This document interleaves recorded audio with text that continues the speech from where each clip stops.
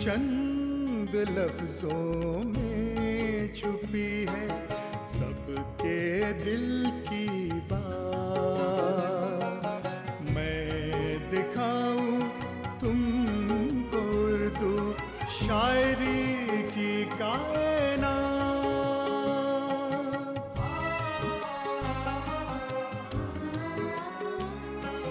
इसमें होली और दिवाली, ईद और रमजान है। इसमें तुलसी का है खजाना, इसमें ही कुरान है।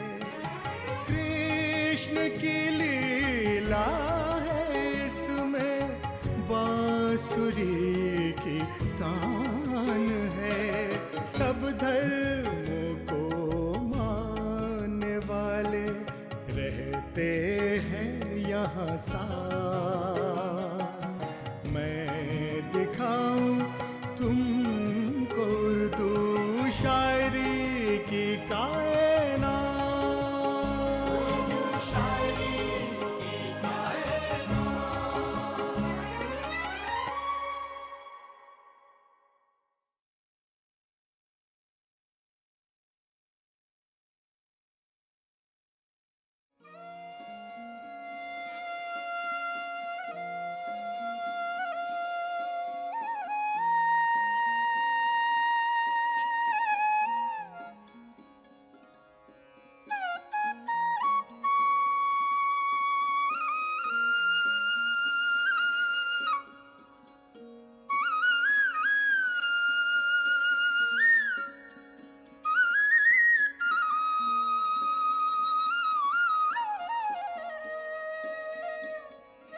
श्रीमद् भगवत गीता के चौथे बाब के 7वें श्लोक में कहा गया है कि जब जब अधर्म का उरूज होता है और धर्म ज़ेरे ज़वाल, तब तब ही माया से अपनी सूरत बदलकर नमूदार होता हूँ मैं धर्म को बढ़ाने और ऊंचा उठाने के लिए और अधर्म को नीस्तो नाबूद करने के लिए।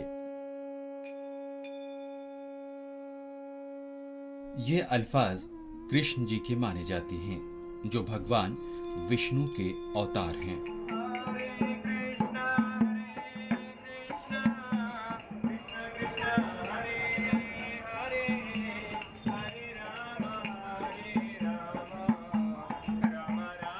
कृष्ण जी से मंसूब न जाने कितने किस्से वो हिकायात हैं, जिनकी मार्फत वो हर दिल अजीज हैं। लेकिन श्रीमद् भगवत गीता का कृष्ण तो ऐसा है जिसने अपने फलसफे से तमाम दुनिया को चकाचौंध किया, क्योंकि उनकी तालीम जिंदगी के हर पहलू को अपने ज़ेरे असर लाती है। कृष्ण जी से वाबिस्ता मौजू इतना मकबूल है कि बेशतर उर्दू शोरा ने अपने कलम की रवानी को बंसुरी की धुन से हम आहंग कर दिया। उर्दू ज़बान ने खाली ज़बान नहीं है, वो एक तहजीब है, एक सभ्यता है, मुश्तरका और मुत्तहदा तमद्दुन और कल्चर है, समन्वय की। यानी मुख्तलिफ मज़ाहिब, मुख्तलिफ ज़बानों और अक़ीदों के मिलने से जो कॉस्मोपोलिटन, जो बैनुल अक़वामी विश्व शांति और विश्व मैत्री की सभ्यता पैदा हुई, वो कॉमन कल्चर, वो सेकुलर डेमोक्रेसी, जिसने उर्दू की शायरी की, वो हिंदू हो, मुसलमान हो, सिख हो, ईसाई हो, सब ने हर मज़हब के पेशों, बाबा नानक पर मुसलमानों की, खुद डॉक्टर इकबाल के यहाँ मौजूद है, भगवान राम पर इकबाल की नज़्म है, कृष्ण पर है, बाबा नानक पर है। गरज ये कि तमाम 700 बरस में और ख़ास तौर से गुज़श्ता 300 साढ़े 300 बरस में शाहजहां के वक्त से सब हिंदू मुसलमानों ने और सिखों ने जिस उर्दू को अपनाया। जनाब हसरत मोहानी का कलाम है, मथुरा का नगर है आशिकी का, दम भरती है आरजू इसी का, हर जर्रा सर जमीने गोकुल, वारा है जमाले दिलबरी का। बरसाना वो नंद गांव में भी देख आए हैं हम जलवा किसी का, वो नूरे सैयारा था कि हसरत, सरचश्मा फरोगे आगही का।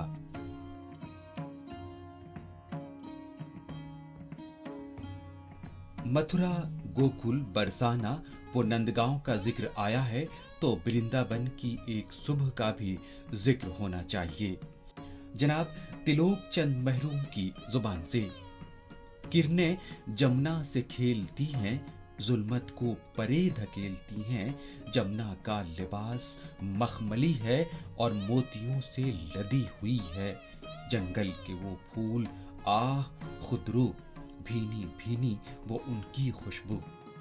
शायर वहां का एक और भी नक्शा बनाता है ये कहकर, धीमे धीमे सबा के झोंके, अंदाजे खराम वो गुलों के, तायर हर सिमत नगमा जन है, ये मुतरिबे महफिले चमन है, हर चंद है दिल पजीर जमुना, कब दिल को मगर यहाँ है थमना। जनाब महरूम साहब ने बांसुरी की कूक नज्म को इस तरह से ढाला है कि हर परिंदा, हर चरिंदा और हर बशर इसकी धुन का दीवाना हो गया है। लाल मोजिज नुमा से बंसी, एलो वो शाम ने लगा दी, पैदा हुआ एक नफस से एजाज, अब इससे ज्यादा कौन साज, हर एक तराना दिल रुबा है, जंगल नगमों से गूंज उठा है।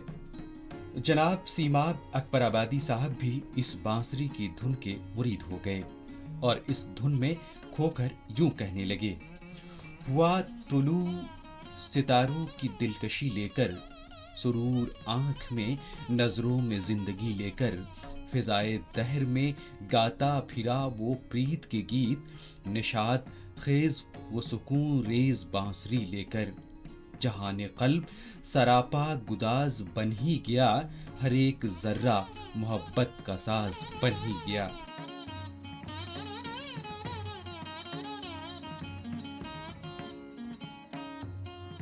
बांसुरी की धुन सुनने के अलावा सिमाब अकबराबादी ने कृष्ण के अलग अलग किरदारों का जिक्र भी इस खूबी के साथ किया है कि एक तस्वीर ही उभरती जाती है जहन की आंखों में। जमालो हुस्न के काफिर निखार से खेला, रियाज़े इश्क की रंगीन बहार से खेला, पयंबरों की कभी रस्म की अदा उसने, गवाला बन के कभी सब्जाजार से खेला। श्री कृष्ण जी से मुताल्लिक़ बहुत सारे नज़में, बहुत सारी गज़लें, अशार और किताबें तक मौजूद हैं। तो उनमें मैं आपको बताऊं, एक सबसे पहला नाम जो है सीमाब अकबराबादी का आता है, क्योंकि श्री कृष्ण के किस्से किस तरह से मशहूर हैं।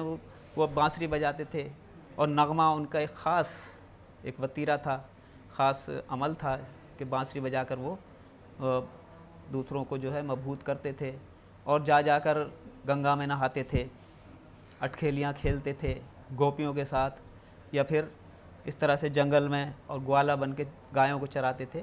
वो सब चीज़ें सीमाब अकबराबादी की नज़्म में हमें मिलती हैं। मैं थोड़ा सा आपको इसका बताता हूँ।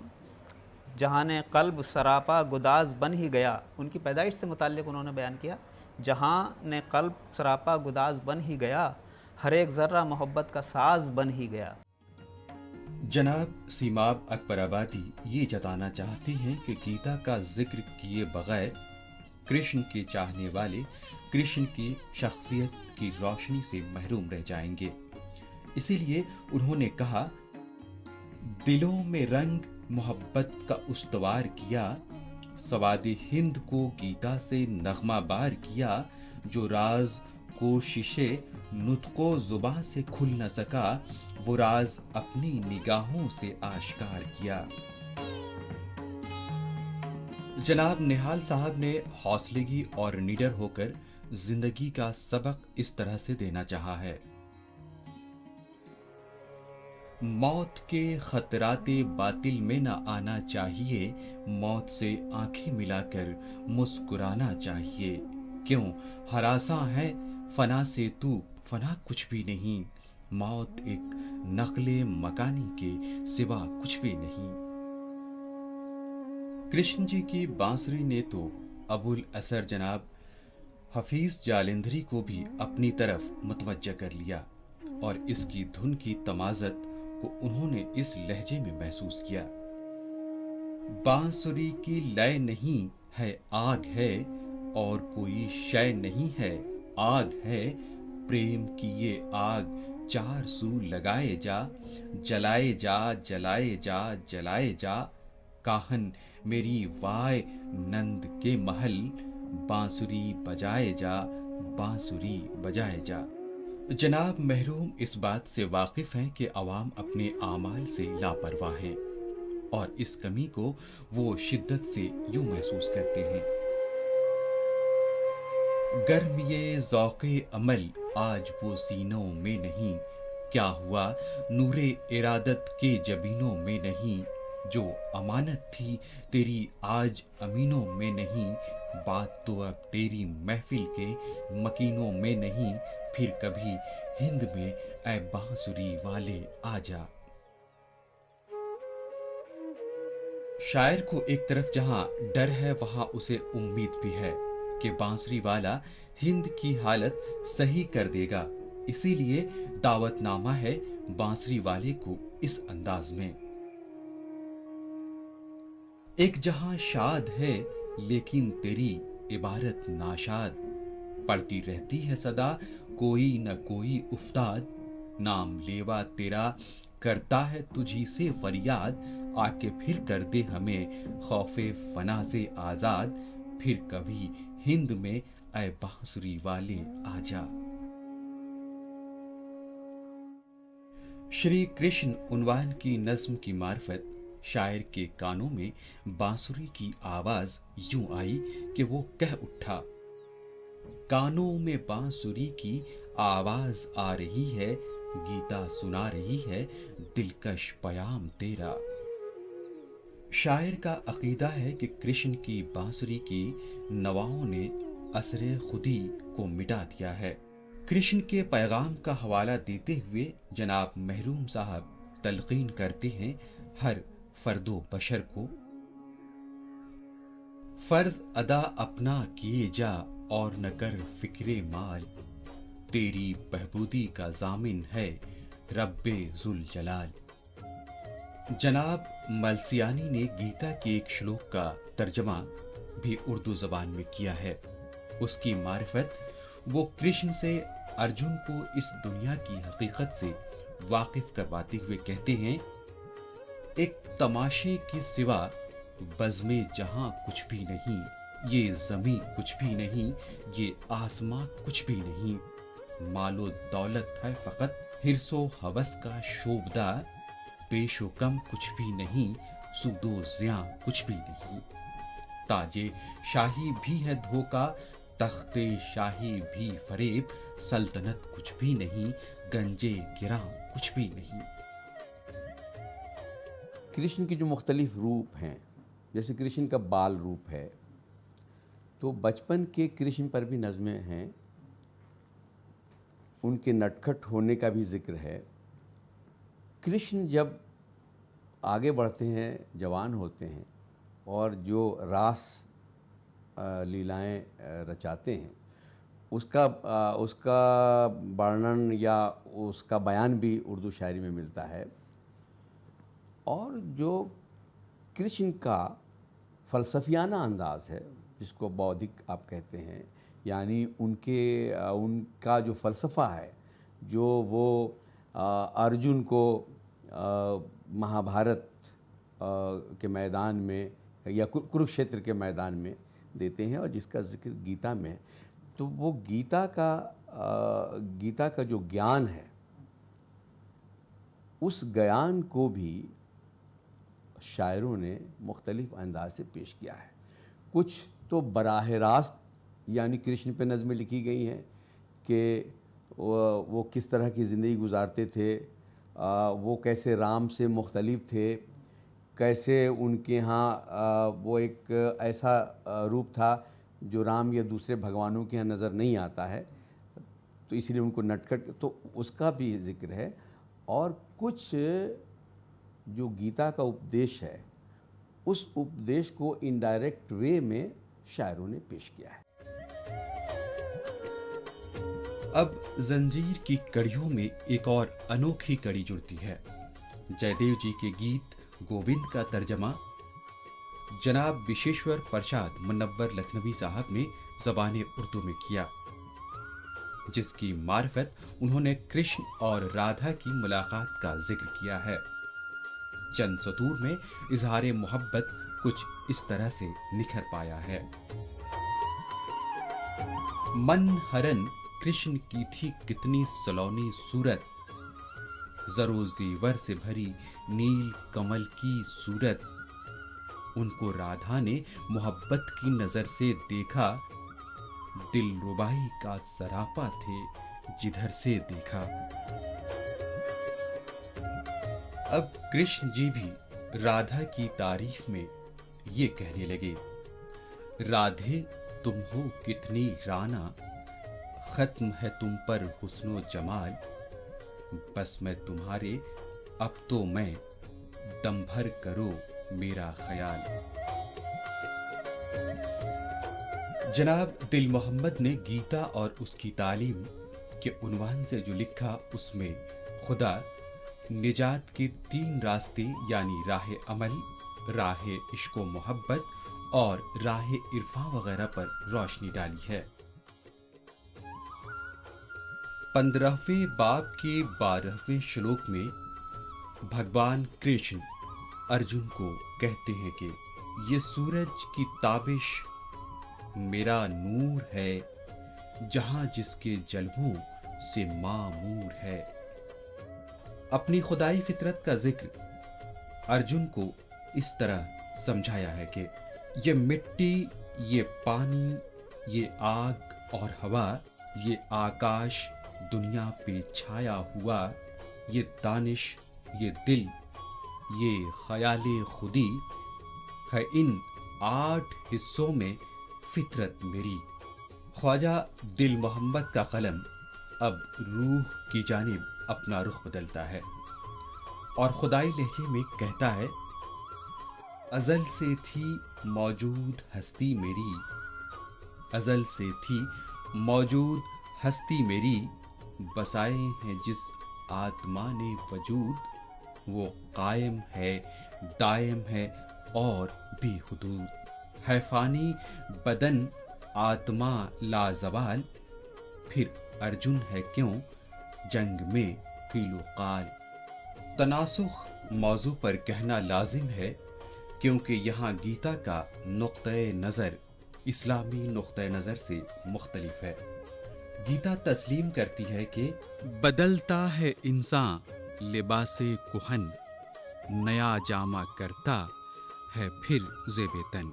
इसी तरह कालिब बदलती है रूह, नए भेस में फिर निकलती है रूह। गीता में राह अमल पर जोर दिया गया है और आम आदमी गीता के इसी पहलू से ज्यादा वाकफियत रखता है। बाज लोग तर्के अमल यानी सन्यास को राह निजात समझते हैं। उनका ख्याल है कि न कर्म होंगे और न उनको सजा जजा के तनासुख के चक्कर में जाना पड़ेगा। गीता की तालीम इस ख्याल को पसंद नहीं करती। ख्वाजा दिल मोहम्मद ने इस बात को इन अल्फाज में बयान किया कि इंसान कभी तर्के आमाल से रिहा हो न कर्मों के जंजाल से। फकत तर्के आमाल से है मुहाल कि हासिल किसको हो औजे कमाल। कर्म से कोई छोटा तो नहीं। गीता निष्काम कर्म का उसूल देती है। फर्ज की तामील ही ऐन इबादत है।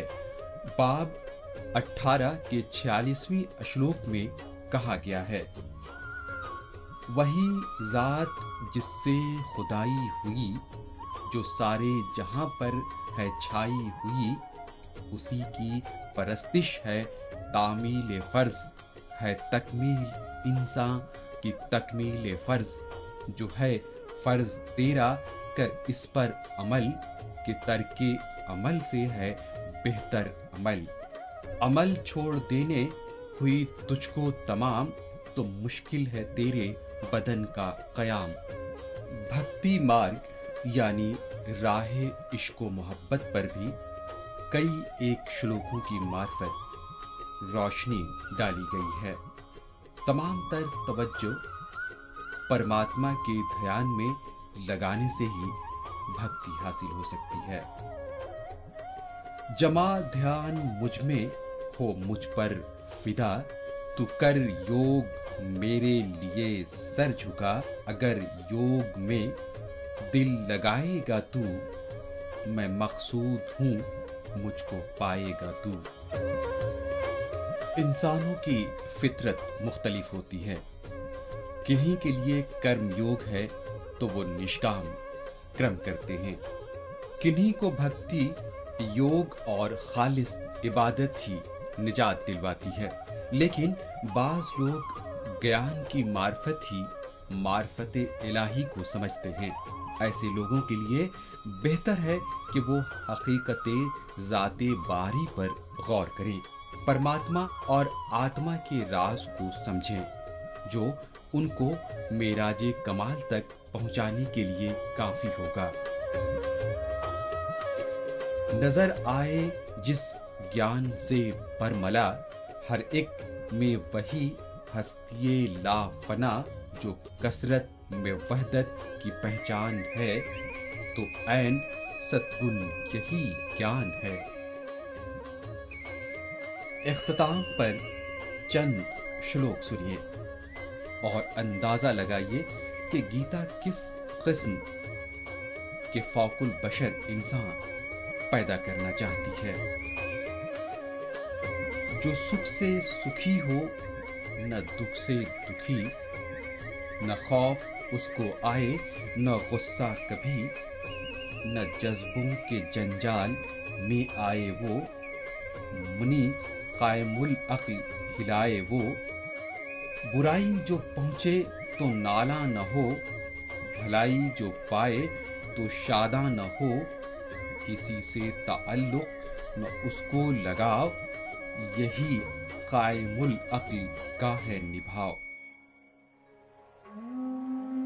कृष्ण जी के गीता का पैगाम पूरी इंसानियत के लिए है। जिन जिन शुआरा ने कृष्ण जी के हवाले से कलाम पेश किया है, उन्होंने अपनी अदबी सलाहियत व शख्सियत की वसातत से उनकी अजमत को बुलंदी अर्श तक पहुंचा दिया है। अगर उन शुआरा का कलाम आत्मा है, तो ये आत्मा यानी रूह है। उर्दू इस ताल्लुक से भी एक कुशादा और सेकुलर जुबान है, जो न मरेगी कभी न फना होगी कभी। मन कबत और नाथ है इसमें, और है हम दो सना। इसमें भजन है मीरा का, सरस्वती की वंदना। इसमें खुसरो के नगमे और नानक की वाणी यहाँ। सच बताऊं इनसे मिलकर मुस्कुराती है हया। मैं दिखाऊं तुमको उर्दू शायरी की कायनात।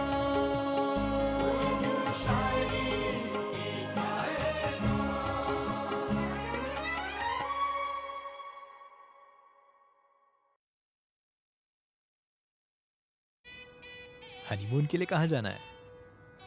कहाँ जाना है मैडम? कहाँ? शादी के पहले आता है सीजन शादी.com।